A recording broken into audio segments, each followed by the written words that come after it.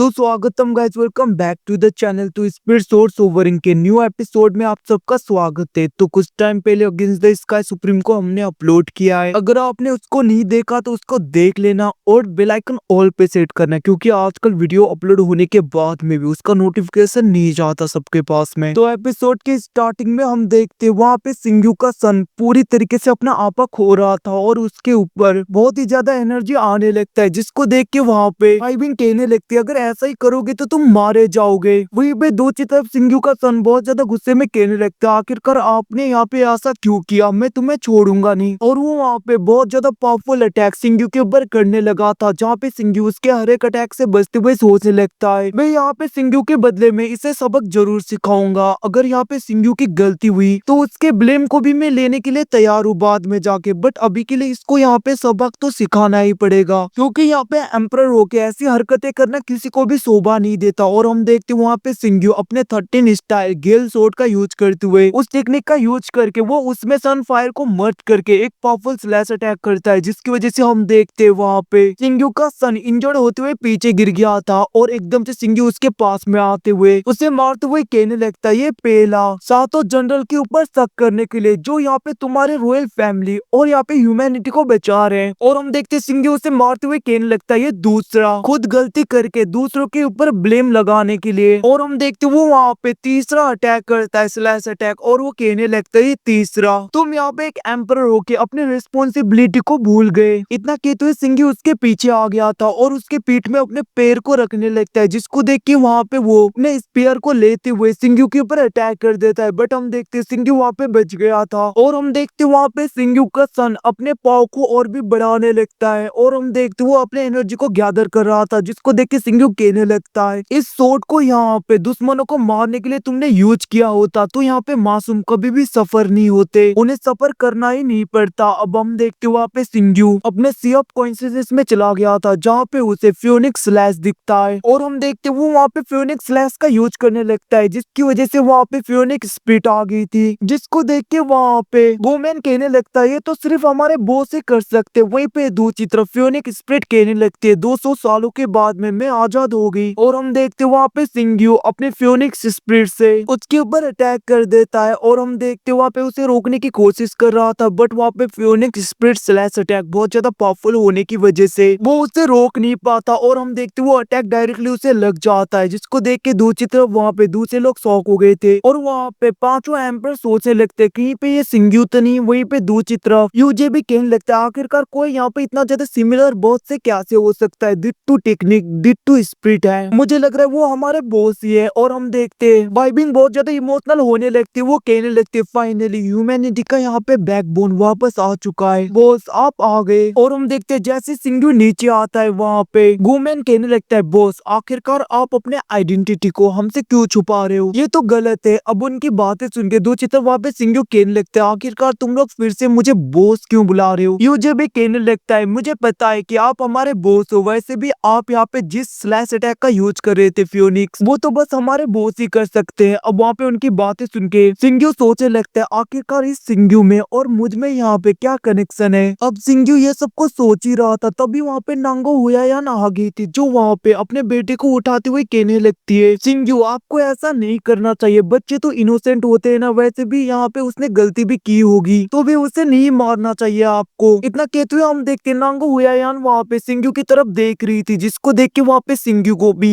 नांगो हुयायान के लिए बुरा लग रहा, तो वो सोचने लगता है अगर सिंगयू होता तो वो कभी भी नहीं चाहता कि नांगो हुयायान की हालत ऐसी हो। और हम देखते नांगो हुयायान कहने लगती सारी गलती मेरी है, बच्चे तो इनोसेंट होते हैं ना। अब उसकी तरफ देखते हुए वहाँ पे सिंगयू नांगो हुयायान बोलता है, जिसको देख के नांगो हुयायान खुश होती हुई कहने लगती है आप मुझसे मिलने के लिए आए हो ना, आपके लिए कुछ है। और हम देखते वो कुछ ढूंढ रही थी बट उसे नहीं मिलता और वो सैड होते हुए नीचे देखती है, जिसको देख के वहाँ पे सिंगयू फिर से उसका नाम बुलाता है। और हम देखते वहाँ पे नांगो हुयायान कहने लगती है माफ कर देना मैंने ढूंढा बट वो मिला नहीं, मैं ढूंढती हूँ अभी। और हम देखते वो इधर उधर देख रही थी, जिसको देख के वहाँ पे बाइबिंग कहने लगती है सब कुछ यहाँ पे फेस करना बहुत ज्यादा पेनफुल हुआ होगा। वहीं पे दूसरी तरफ यलिंग भी कहने लगती है वैसे भी ये सब कुछ गलती नांगो हुयायान की भी नहीं थी, बट उसे लगता है कि सारी गलती उसकी है, इसीलिए वो खुद को यहाँ पे बहुत ज्यादा ब्लेम करती है। अब ये सब कुछ सुन के वहाँ पे सिंगयू को भी बुरा लग रहा था और वो कहने लगता है आखिरकार क्या हुआ, तुम क्या ढूंढ रही हो। अब हम देखते वहाँ पे नांगो हुयायान कहने लगती है मिल गया, और हम देखते वो उसी जेड पेंडेंट को बाहर निकालती है जिसको यहाँ पे सिंगू ने उसे दिया था। वो कहने लगते हैं मैंने आपके दिए हुए सारी चीजों को यहाँ पे जतन करके अच्छी तरीके से रखा हुआ है, जिसको देख के वहाँ पे सिंगू भी थोड़ा सा इमोशनल हो गया था। और हम देखते हैं नांगो हुयान उसे साफ करते हुए कहने लगती है देखिए इसको तो मैंने साफ भी कर दिया, क्लीन है ना। अब उसे पकड़ते हुए वहाँ पे सिंगू उसकी तरफ देखते हुए कहने लगता है नांगो हुयान मैंने तुम्हें यहाँ पे कभी भी ब्लेम नहीं किया, तुम खुद को यहाँ पे सारी गलतियों का ब्लेम क्यों करती हो। वहाँ पे सिंगू की बातें सुन के एकदम से नांगो हुयान अपने असली कॉन्शियसनेस में आ गई थी, और हम देखते हुए एकदम से वहाँ पे सिंगू के गले लग जाती है और वो कहने लगते क्या तुम यहाँ पे मुझे ब्लेम नहीं करते। सिंगू भी कहने लगता है नहीं तुम्हारी गलती नहीं थी उसमें। अब वहाँ पे नांगो हुयान को ठीक होता हुआ देख के सब लोग उसके पास में आ गए थे, तभी हम देखते वहाँ पे दोंगफेंग भी कहने लगता है डॉक्टर तुम ठीक हो गई। और हम देखते नांगो हुयान भी कहने लगती है मुझे माफ कर देना, मैंने इतने सालों तक बहुत ज्यादा ट्रबल क्रिएट कर दिया। और वो कहने लगते सन तुम कहाँ पे हो, तभी हम देखते वहाँ पे सिंगू का सन कहने लगता है मदर मैं यहाँ पे हूँ। और हम देखते वहाँ पे नांगो हुयान अपने सन के पास में चली गई थी, दूसरी तरफ वहाँ पे सिंगू उसके आगे आ गया था।